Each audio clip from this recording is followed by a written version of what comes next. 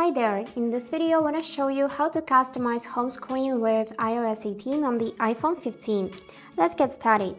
So now we can just press and hold the home screen and any free space on it and we'll see this edit button.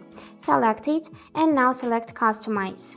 So you can see several themes here. We can switch from light to the dark one and you can see how it changes.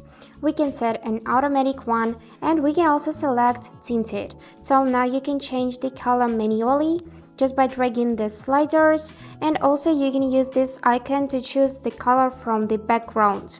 And also with the help of this sun icon you can dim the screen just like this and set more large icons. And when you're done, just simply touch any free space on the screen like this, and here is the result.